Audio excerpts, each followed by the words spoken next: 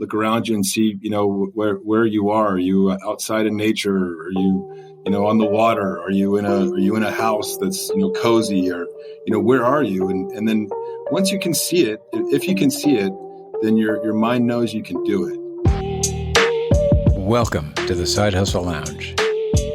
If you're looking for flexible ways to earn income, grow your mindset, and live the lifestyle you've always dreamed of, you're in the right place.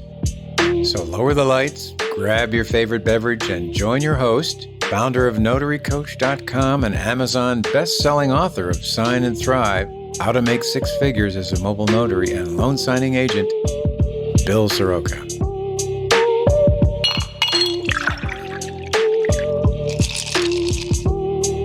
Cheers, and welcome to my guest today, Todd Ausherman, CEO of Notaroo. Welcome, Todd. Thanks a lot, Bill. Yeah, likewise, man. It's exciting. Yeah.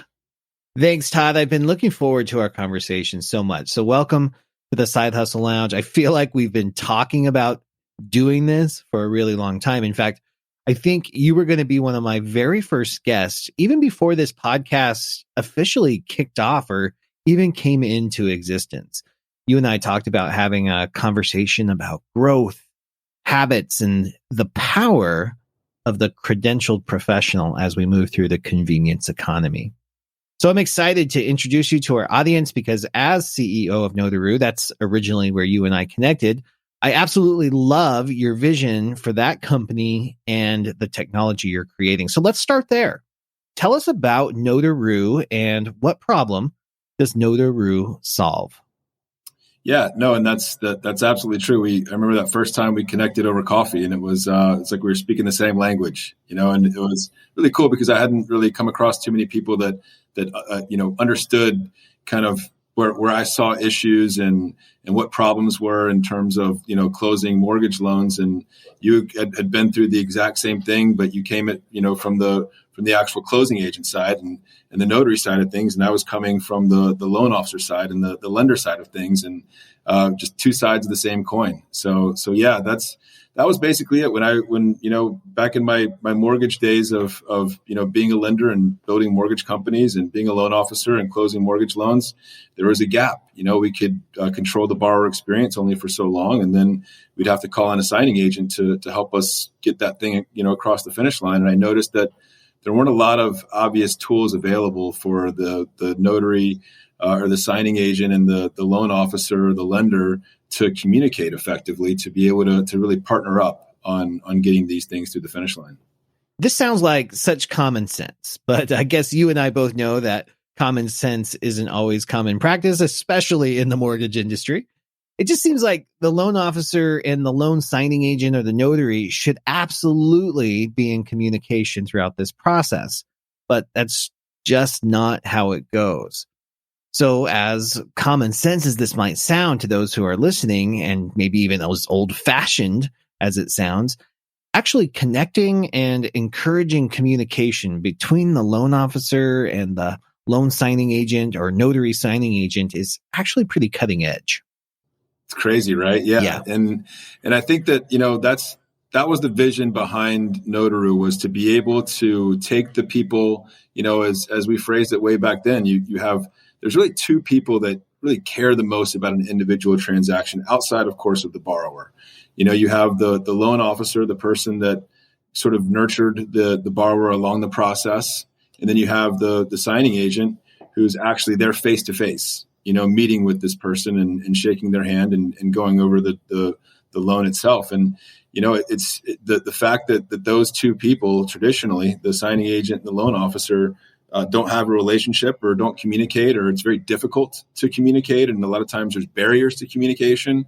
And sometimes, loan officers, we didn't even know what time the signing was going to occur, let's say, or, things of that nature, just really basic stuff. So Notaroo kind of exists to solve that, really prevalent problem. Yeah, it's really refreshing because I think there's this industry standard, or just this way things have always been, where notaries are thought of as, quote unquote, just a notary. And I think if we can get all the other professionals in this industry, the real estate professionals, mortgage, underwriting, everybody in sales, especially, to understand that that's what we're talking about here, and understand that a notary can play a super critical role in being part of their team and the delivering of that extra level of customer service, that extraordinary level of customer service that helps make them stand out. Then that can change the entire industry. I mean, let's face it. In some of these mortgage transactions, the notary is the only human interaction or the only person that a borrower might see in an entire transaction. So I love where you're going with this. And when we first connected on it, I know Notaroo was geared or aiming towards the reverse mortgage side of things. Do you still see that as your primary focus? Or are you working on forward loans? What's going on with that? Yeah, we're definitely doing forward loans as well. Reverse is kind of where we have our footprint, because that's where I feel like we can do the most good. It's a very specialized type of signing. You're dealing with, usually somebody who's in the third act of their life, right over the age of 62. And it's the idea is to try to secure that future as much as possible. And, it's a very complicated signing. It's a very complicated process to get to that point. As you well know, the loan document packages are extremely complicated, and it's huge. Yeah, there's a ton of them. And it's very nuanced too, because there's no really big banks that are kind of behind it right now. It's so every lender kind of has their own style on how they want things signed, and it can be the same document, but it has to be signed very specifically for a certain lender, and it just adds all of this complexity to it. And it just seemed like this was a terrific opportunity to really allow reverse title and escrow and lenders to close these loans a lot more effectively by opening up the lines of communication and, having proper training installed and making sure that notaries are equipped with the tools they need to go out there and effectively, help out the process. And what do you see as even your grander vision for this? What's the next step for Notaroo? Yeah, the kind of what we found, as we began this Notaroo journey, is that we have a really untapped resource when it comes to notaries. And there's a lot of things. I mean, it's wild to me. You have a lot of professionals, licensed, bonded, insured, trustworthy, been welcomed into people's homes since as long as there have been homes in this country. And, right now the primary usage is just with, signing documents and with the notary stamp. And what we've found, especially on the reverse side, is notaries are great at doing a lot of, not necessarily notary type things. It's being able to be a professional organization and to be able to deploy a trustworthy professional to help out with your professional process is really what it comes down to. And we've discovered that, and you and I have certainly kind of gone back and forth on this quite a bit to say, well, wait a minute, if we have this great group of professionals that are go-getters, that want to learn, that want to help, that want to do as many things as are possible, can we start to create some of those opportunities? And ultimately, that's the grander vision of Notaroo, is to really kind of be the ally of the notary to open up opportunity. I think a lot of people in the closing space, the technology world and the big buzz is trying to eliminate all these different things from the loan process, and we don't really see it that way. We see it as again, just the ability of being able to work with a professional that has car, will travel, that can do all of these things at a very, very high level. Why are we limiting that opportunity, or why are we trying to remove that opportunity? Why aren't we looking for areas to create that opportunity? And that's a big focus. Yeah, I think that's one of our many bonding moments. Todd, when you and I first sat down, we had this understanding that there are consumers that are going to always want human to human interaction. Mm-hmm. They don't want technology to replace the human experience. They're going to want a human being in their home or at the counter or whatever it might be to perform some of these activities, especially the sensitive or the high transactional or the high valued transactions. There are some notaries and other industry professionals that are fearful that technology like remote online notarization, and some of the others, is actually going to take away or eliminate this type of mobile convenience profession. What do you have to say to something like that? Well, it's another methodology for getting a job done. I think that technology should and is going to be embraced. That having been said, it's not going to be for everyone. And we talk about specifically where we spend a lot of focus, and that's the reverse mortgage demographic. But let's be honest. There's 10,000 people turning 60 in this country every single day for the next 20 years. And that's not going to go away. And it will, I suppose, after 20 years, it'll start to go down. But in any event, for the foreseeable future, and that's a group of, there's a large group of people that have done business a certain way for a long time. And sure, maybe there's going to be some people that are going to want to, jump into, whatever technology is going to allow them to do. But there's also that piece of that human component, that ability to have somebody go out there and represent you as a lender, represent your brand, and actually meet face to face with the borrower. Or with the public in general, that they can shake their hand, give them a smile, look them in the eye. I agree with you. I think that, if anything, COVID taught us that is not going to go away. I mean, the amount of Zoom fatigue that has gone on it's not only going to have its place, but I think it's going to be an important place. And there's other cool things to do, right? Just, we don't necessarily. Papers can be problematic. I think that's the thing that has everybody kind of scratching their heads. But there's a lot of other ways that notaries can be helpful in getting a loan closed, especially at the very end. If it's from helping to work the technology, or if it's from using some sort of stylus technology to get things done. I mean, there's all sorts of creative hybrid ways that the future winners in the loan business are going to focus on their borrower experience, and figuring out and talking to the borrower on how they want their experience to go is going to be extremely important for the lenders of the future. And within that, there's always going to be a place for notaries in my mind, and you and I agree on that. And then that's the other part of it too, is there's other things that need to be done further upstream in the loan process that would require somebody that is mobile and can go represent you to your borrower. It's not just the signing of the loan document or the verifying that someone's not under duress, or checking their IDs. There's a lot of holes in the loan process that could use some help. Yeah, this blew my mind, because this is something I learned from you calling us, or that level of credentialed professional. And I love that title, because it really just speaks to exactly as you described us. I mean, yeah, we do have licenses. We do have insurance. We have a bond that's designed to protect the public. We have a criminal background check for many of us that might be even certified loan signing agents, or in other professions as well. Absolutely. So when you look at the whole picture, at all the possibilities, I think we are drastically underutilized in this economy. And I think that's what's really comes down to, is that there's way more to us than just the stamp and the swipe of the pen, as you pointed out. So I'm really excited to see where this goes.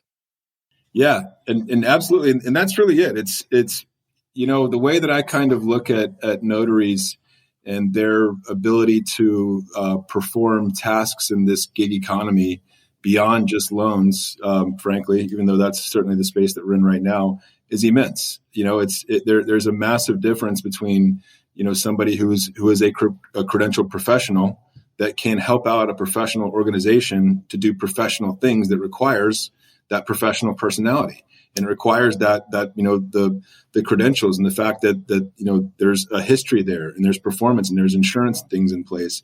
There are all these things that really elevate the ability of the mobile notary to be able to go out and assist businesses, and then also sort of any tasks that, and I believe that it's infinite in terms of what the possibilities are, but any tasks that require trustworthiness, I think is what we can start to look at in terms of our ability to create opportunity for the notary community.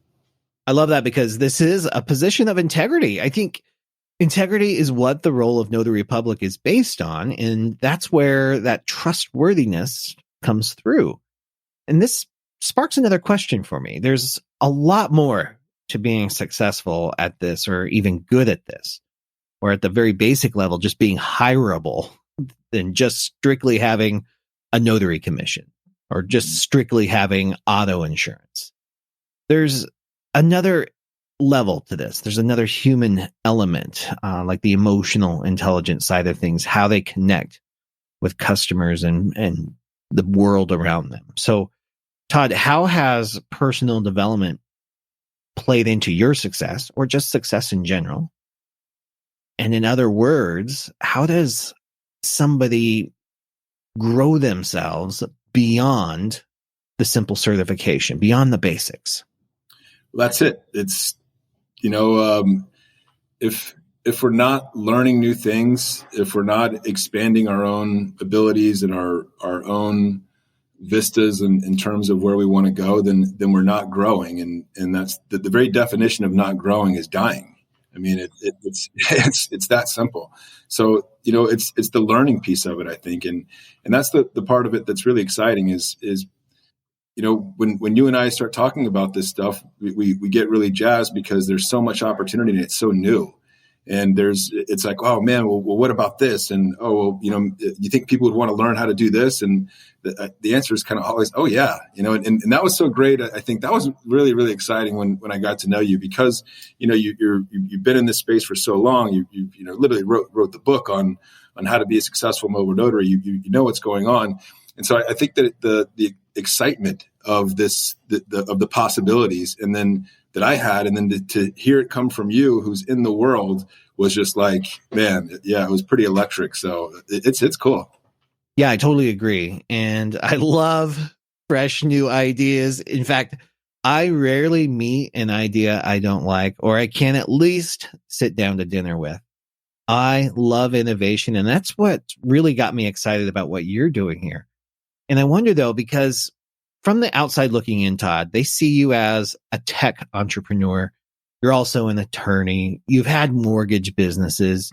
Were you just born that way, or what did you do to constantly keep yourself growing and challenging yourself to keep expanding and growing?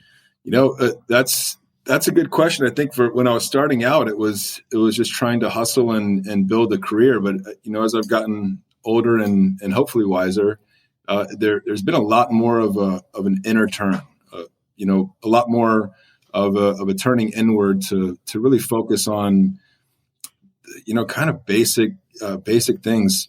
Like, I've gotten really into meditation, and I've gotten really into early morning routines. And I know you and I have shared the book Morning Million, or what was it? It was Miracle Morning. And it's those sorts of things of understanding, for me at least, that, as I was dealing with more and more things, and as the stress was piling up more and more, finding different ways to create routine in my life, because I believe that ultimately routine sets you free. It's a paradox, of course, but those morning routines, and you wake up and you know what you already have to do. You already, like, the first thing I do every morning is I make my bed, right? I want to complete a task right out of the gates so I can feel like I'm already, beginning to knock out all the different things that I have to do during the day. And it's really helped create a really big focus in terms of being able to drive towards an outcome. The Miracle Morning absolutely changed my life too. In fact, Todd, and I know we've had a chance to talk about this a little bit, but I measure my life as before Miracle Morning and after Miracle Morning. Before I was introduced to the Miracle Morning and actually started implementing it, I was somewhat lost, and there were some really dark days in my life. I was not getting results. I was churning my wheels. I was depressed. I was afraid I was going to die. I was going to leave this earth with the fire still inside me. I just could not get any traction and make anything work. But through this framework, the Miracle Morning, it was impactful for me because everything I had resisted in my life was those routines and habits for so long, because I thought they were binding and boring, and it was suppressing my creativity and my freedom. I wanted to be the free spirit. I wanted to get everything. I wanted to do everything without the discipline of following through. I didn't want those bounds or binds in the morning. But like you just said, I actually found the freedom in the discipline. And I know getting your head straight every day is a prime objective for you. And that's what that Miracle Morning framework essentially did for me. It cleared a space for creativity. And I know your own personal mindset does the same for you. So, and for me, what we're talking about here is peace of mind. And part of the, one of the practices of that Miracle Morning was meditation, which was difficult for me, but I want to move it over to you because I know this is a powerful lesson for you. What has meditation done for you? Oh, that's been life-changing. And I think the most important change that meditation has brought to my life is my ability to empathize at a much higher level and to really recognize, to pull myself out of the moment, to see when I'm letting a small thing become a big thing, and only seeing a situation, if my blood would start to boil, I couldn't see, past my own eyes. And that always caused further problems for me downstream. But with, meditation and mindfulness and really incorporating that into a daily practice, I think it really has helped me flex my compassion muscle and my ability to see things from somebody else's perspective a lot faster than I used to is probably the biggest reward. And it's also shown me that we're really wrong with our assumptions a lot of the times. I mean, when we make a snap judgment about what someone's saying or thinking or their tone, we're almost guaranteed to be wrong. It's really that often. And reacting to something that we know is going to be wrong is foolish. So it's figuring out the speed with which the speed with which I can get myself out of that. Oh, this person must be thinking this. And now, because of mindfulness and meditation, I can give myself that beat. Well, how do I know that? Maybe I could ask another question before I, assume that they're against me and I close myself off to them and I just turn my back and say, well, I'm never going to talk to this person again, because that happens on the wrong information. And then, maybe I just lost an important person that might have a major role in my life if I was just more open to it and actually would listen and pay attention versus assume and act. Mindfulness is just not an early morning event for you, right? It sounds like something you do throughout the day. Can you share more about how you incorporate mindfulness through the day? Yeah, absolutely. So, I've got all sorts of little tools and tricks that I do. And, tell you what, here's one I've recently been playing around with, but I kind of noticed that whenever I'm feeling down or bummed or frustrated or stressed, I'll typically, when I'm walking, my shoulders will be up and my head will be down and I'll be looking down. And for some reason, I don't really know why that struck out, why that struck me one day, but then I just started looking up at the sky a lot more. So I'll purposely, when I go on walks with my dog, every morning, is I'll go up and I'll look at the sky and I'll try to figure out where the sun is. And then I'll try to figure out, if I'm looking at the earth from the sun, where am I standing on this rock that's floating around space? And that just kind of gives me this perspective that, we're on this gigantic rock, literally in the middle of nowhere, and how important are these things, or how important is that I was late for a meeting or that somebody was late for a meeting with me, and rather than kind of taking it personally, it helps perspective. So that's been one of them is I've been looking up a lot. Yeah. How long have you been meditating? So I always like to say, meditation kind of finds you. It's all timing. So meditation found me when I was 19 in college, and I haven't been meditating since, super regularly since then. It was a kind of a big dose. I went to Loyola in New Orleans, which is a Jesuit college, and one of the Jesuits there, his name is Ben Ren. He became a Zen master. He left the Jesuit order and moved to Japan and studied Zen and became a Zen master, and came back to Loyola and started teaching a class on Zen.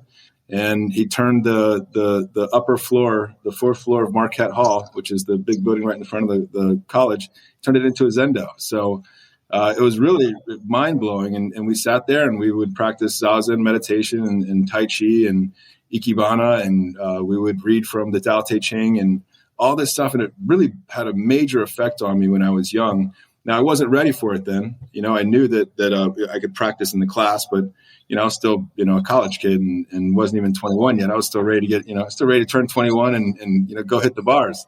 So it wasn't the best time for me to begin, the practice to the point that I'm at now, but it gave me the tools, and it sort of instilled a little seed in me that I kind of knew when the timing was right, that seed would grow. And it's really, since I'm 44 now, so when I turned 40 is, right around then, 40, 41 is when that seed really started to grow. And that's right around the time that I got really serious about my mornings. So I don't think that the two are too dissimilar, because that's been a part of that morning routine is, and it takes a while for it to instill, but once it starts to stick, and for me, the timing was at that age of my life, at that point of my life, then it's like brushing my teeth. I feel very off all day if I haven't had a chance, even just a couple of minutes, to kind of just, relax a little bit. And that's basically it, right? It's just relaxing. It's just relaxing and mentally trying to let go. And that's been, and now it's not only a part of what I do, but at Notaroo, it's part of our company culture. Certainly people don't have to meditate if they don't want to, but we're trying to open up and, bring in the tools in case the timing becomes right for somebody down the line, that, if you ever decided to try mindfulness, here's kind of how you can do it. Here's your entry point to sort of demystify the hokiness. Sometimes I'll go 2 or 3 days without meditating, and I'll have this almost anxiety feeling. I'll feel anxious about things. I'll start feeling worried, and I'll sit back and think, what is going on? And then I realize, I skipped meditation because I wanted to jump right into work. I was so fired up as I was envisioning my life vision or my affirmations that I just said, all right, I'm going to skip meditation and jump right into that. But it builds up on you. Mm-hmm. And it was really hard to realize that when I first started meditating. But once you get into it, you'll start to realize that you rely on meditation to clear that space and to ground you into your day. So even if I just take 30 seconds to a minute, throughout the day, I like to refocus and ground myself in meditation. But it's still a journey and difficult for me. I feel like my brain moves at 3 million miles per minute. And I hear that a lot. So I know I'm not special in that regard. Lots of people's brains just move so fast. So meditation at first felt impossible to me. And it took, and it continues to take strong work, 30 seconds, 1 minute, 5 minutes, 15 minutes. I think the best meditation I've ever had was 45 minutes, but that even today feels so daunting. So what suggestions do you have for somebody who's never tried it before? They're open to it, but maybe they've tried it. Maybe somebody shamed them for meditating wrong. Maybe they can't stop the thoughts in their head. What suggestions do you have for them? It's like anything else. Start. It's just doing it is the easiest way, and it is. We kind of joke, and I remember my Zen teacher, Ben Ren.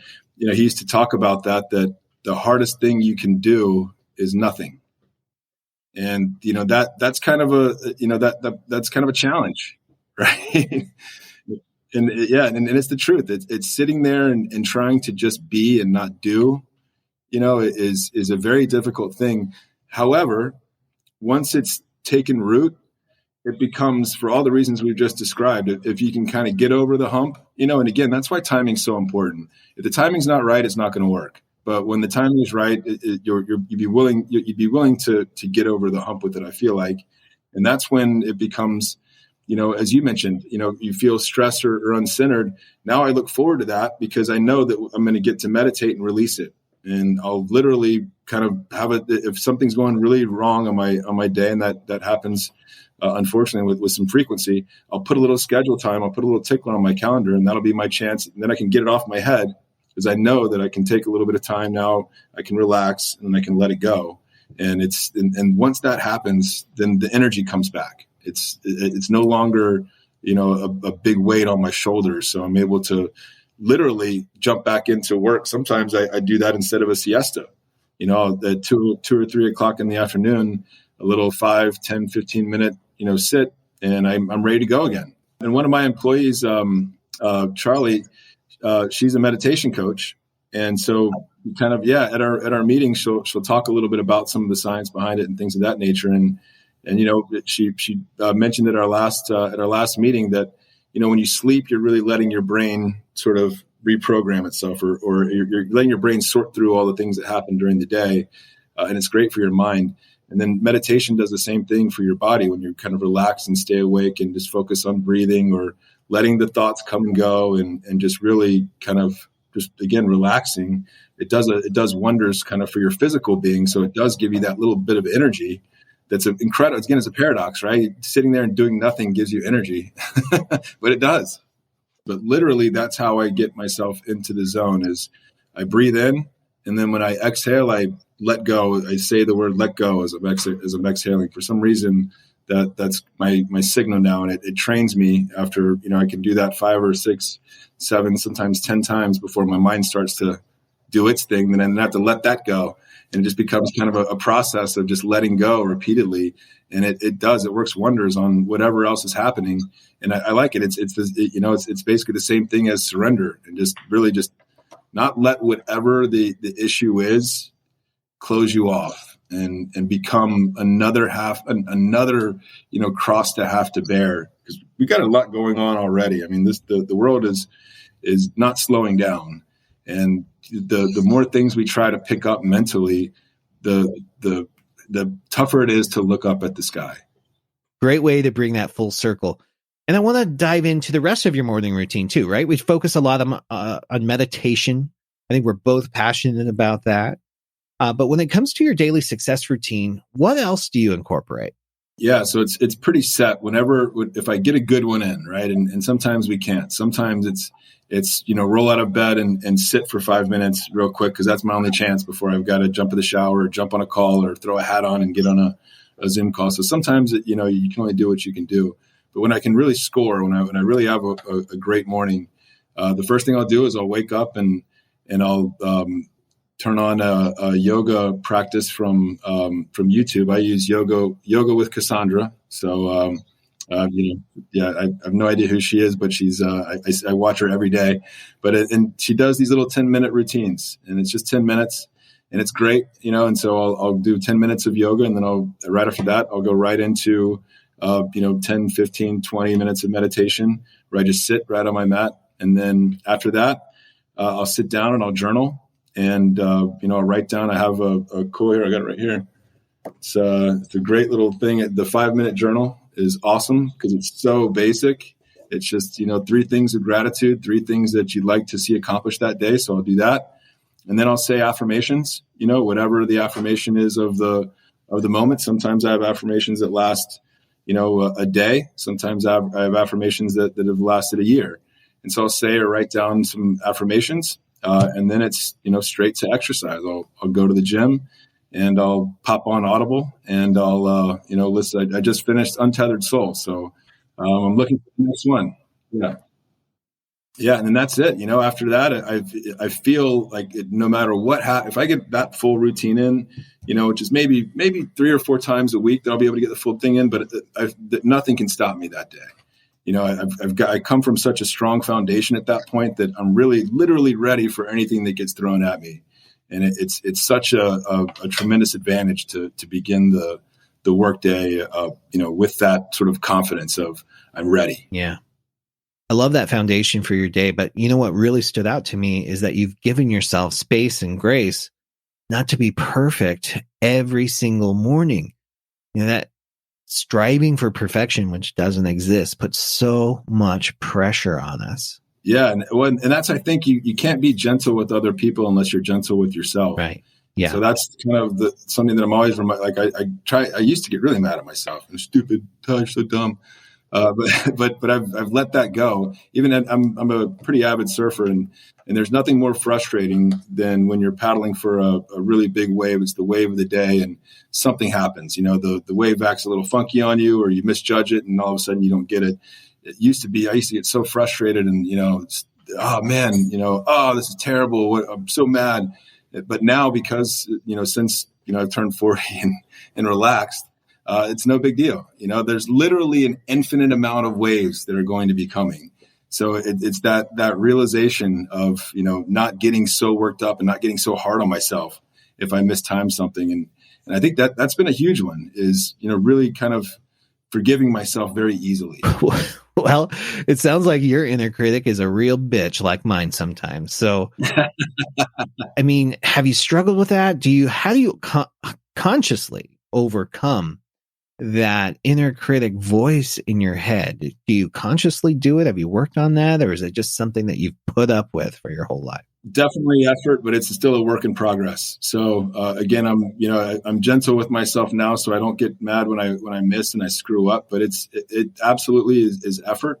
I think that's the biggest thing with even with meditation or even with the morning routine. It takes effort, but that effort is so worth it. It compounds in such a high rate of interest that even though that effort is tough, it gets easier over time. And again, as I was mentioning earlier, it's about at some point, I'm going to think that what I was doing was silly. So getting to that point faster is really the secret to, letting it go a little bit sooner than carrying it around for that, 10, 20, 3 days that can often happen. Right.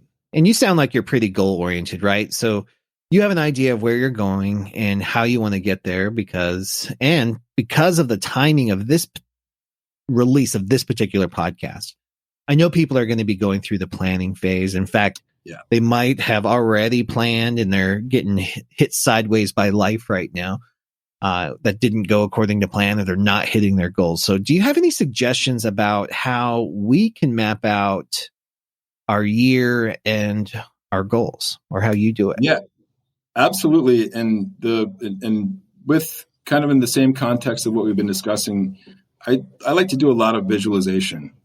And, I first got into this practice with a business consultant of mine. He had me sit and we put on some alpha waves, like some binaural beats, like a biohack that, for music that really gets the focus going. And he told me to, look at myself in 10 years. And what did I see, in an ideal scenario? And then I took time and I jotted it down. And so I use that technique, and I love it now. It's I've discussed that with friends and other folks that have found some value there. But I basically take that principle and I'll do that for the end of the year. I think that's really important to say. It's now 12/31/2022. Where am I? Who am I with? What have I accomplished? What are my goals going to be for the bigger down the road goals? That big 10-year goal, because I have a hard time seeing too much farther than 10 years. But it all kind of flows back from that. So, I think that visualization and if not even that, then the writing down, the sort of self-contract. This is what I'm going to do. This is how it's going to occur. And even not spending too much time on this is how it's going to occur. I think that's where we can stray.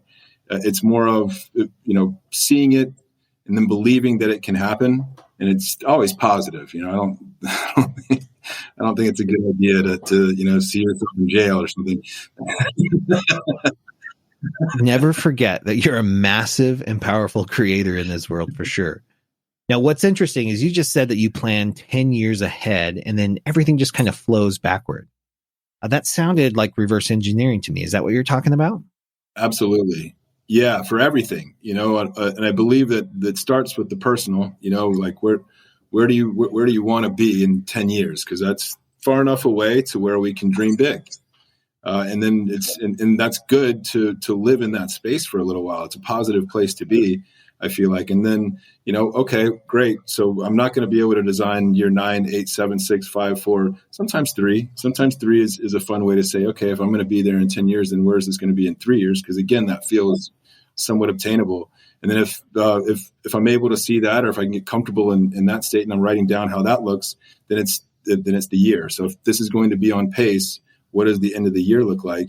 And it's the same with business. That's exactly how our business planning goes. And when anytime that I'm mapping out what the business strategy is going to be, it's always that 10-year mark. And it's usually, it's a fun thing to write down and then go back to it, because it changes every year what the 10-year thing is going to be, even though oftentimes it's close. But it's kind of fun sometimes to go back and I keep all that stuff in the journal. But it's kind of fun sometimes to go back and see what I was seeing, as my 10-year life, 4 or 5 years ago. And it's kind of fun. I've actually noticed that my dreams have gotten bigger and the plans have gotten bigger, and my belief in what can be accomplished has gotten bigger.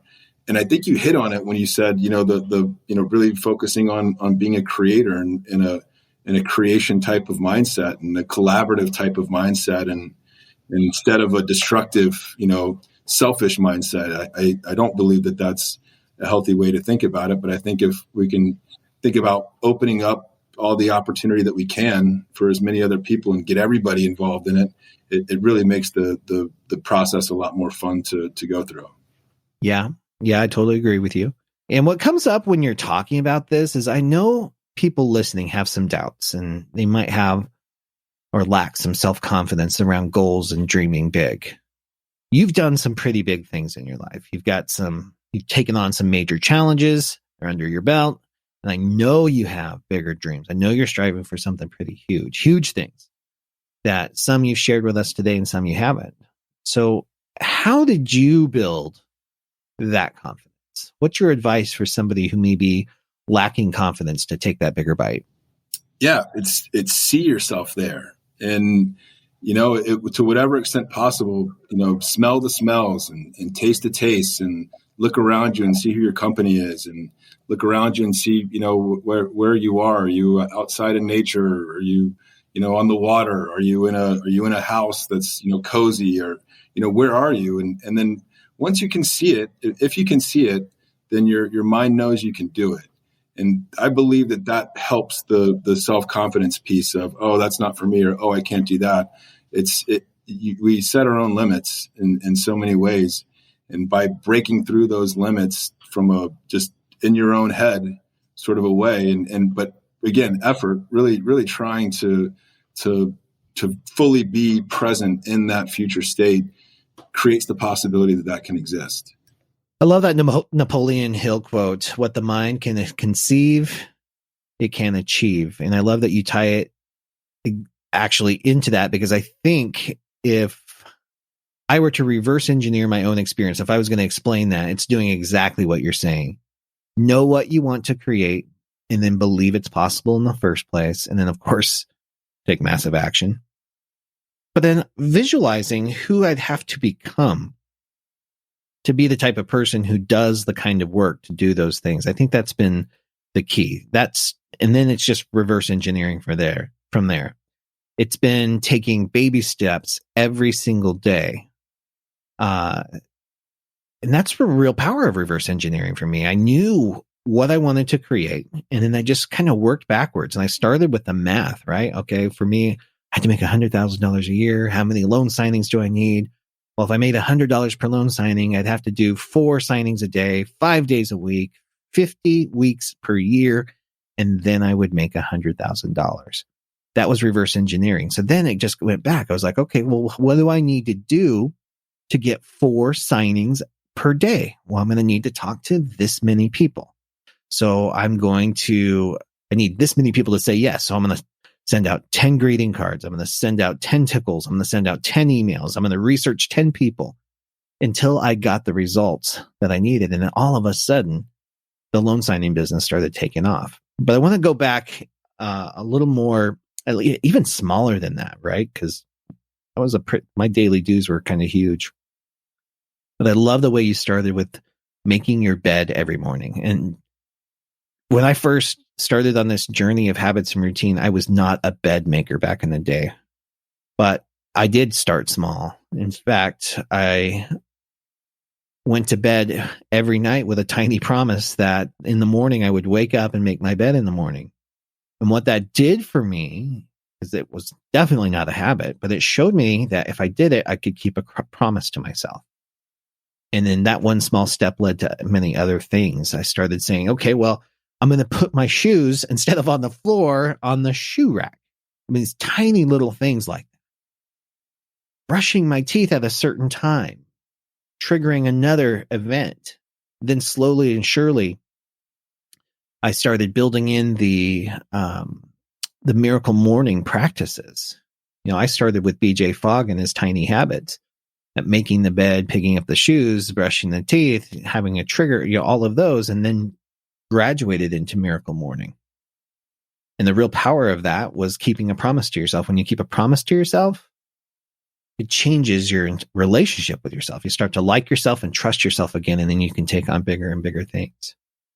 And look at all you've accomplished. I mean, I think when we were first talking, I'd forgotten which book you were writing, and that's got to be on and that's got to be on pause for a little while, because you have your mastermind group and you have this podcast, and you've done so many amazing things, and I'm kind of curious, and I don't know if you've shared this on the podcast before or not, but I'm curious to what your morning is looking like, and what is when you're really feeling it, and you're in your unstoppable mode and can leap over mountains.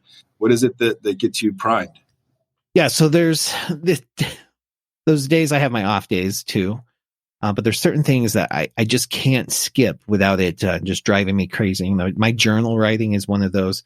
I can't go a day without writing something. That's a passion of mine, so I have to do it.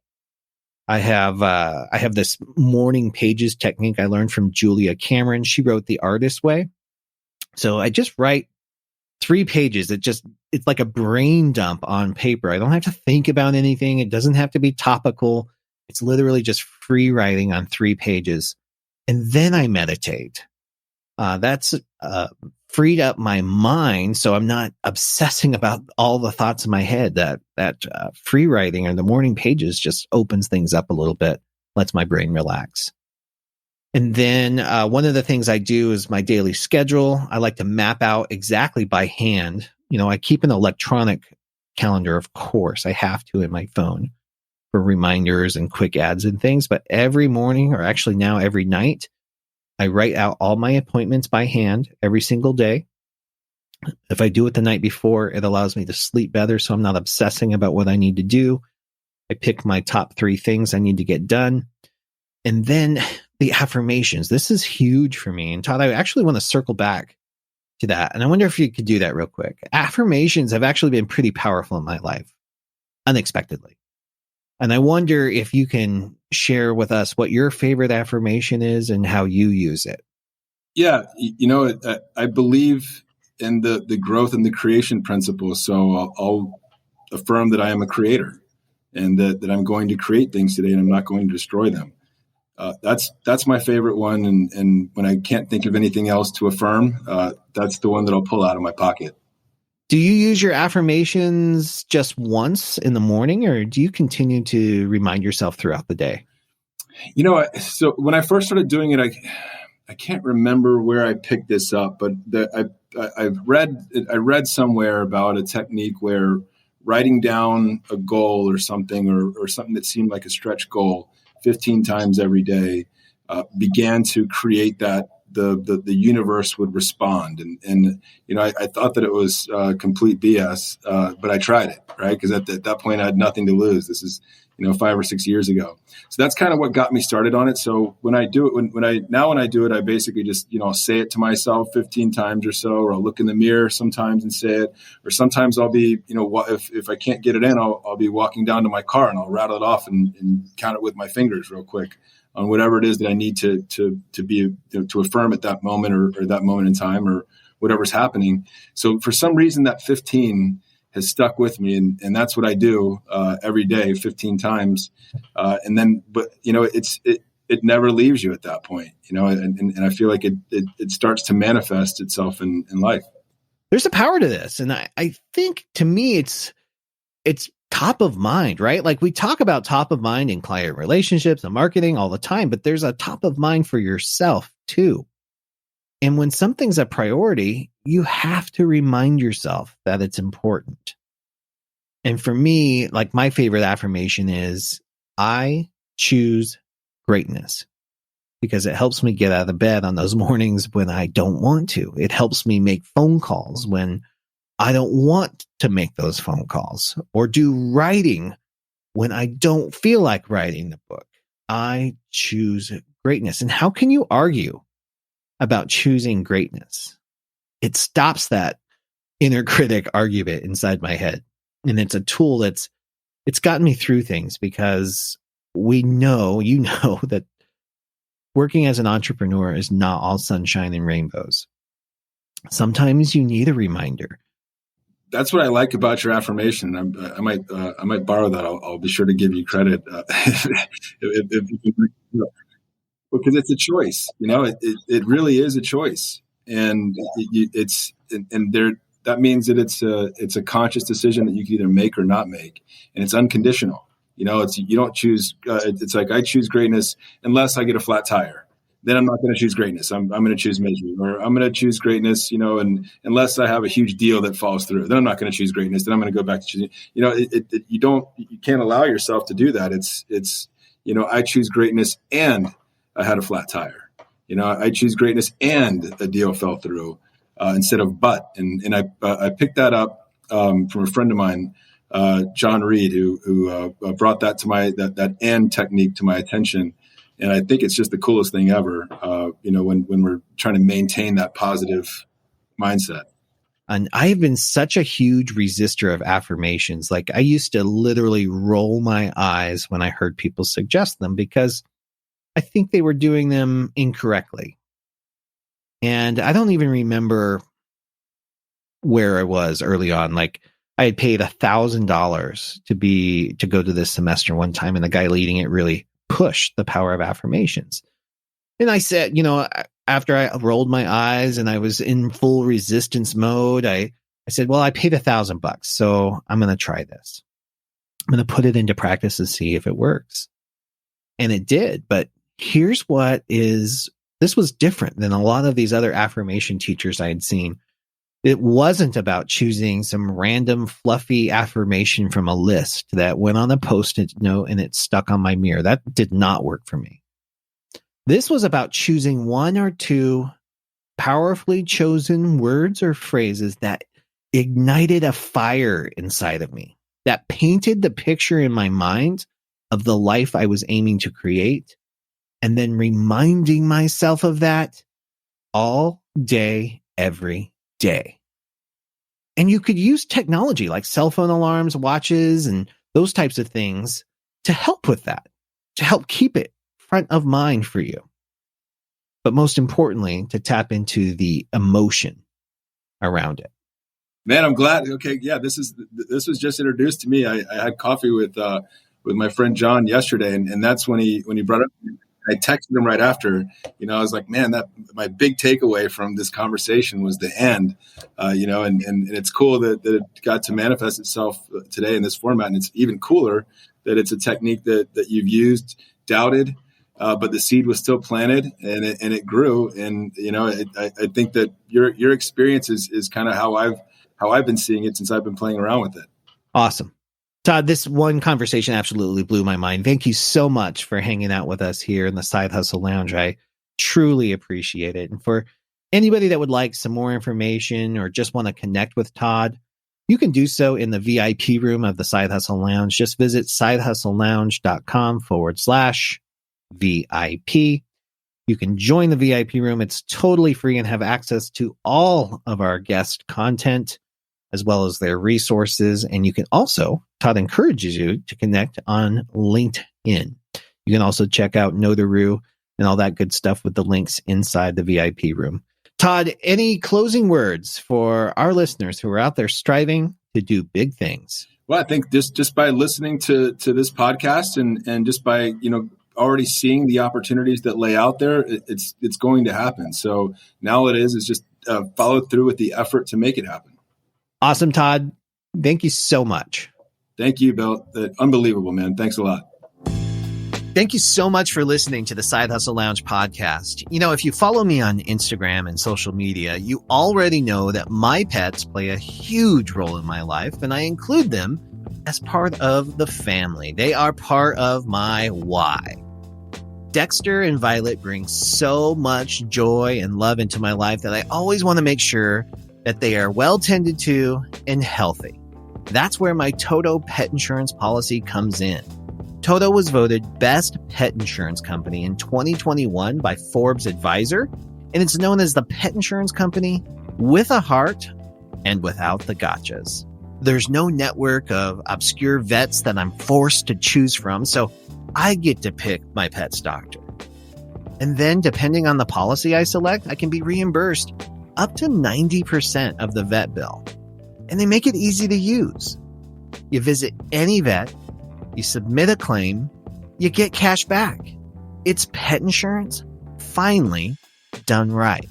If you'd like to support the show, get coverage for your own fur babies, and maybe even give yourself some peace of mind at the same time, get an instant quote today on Toto's easy-to-use website at sidehustlelounge.com/Toto.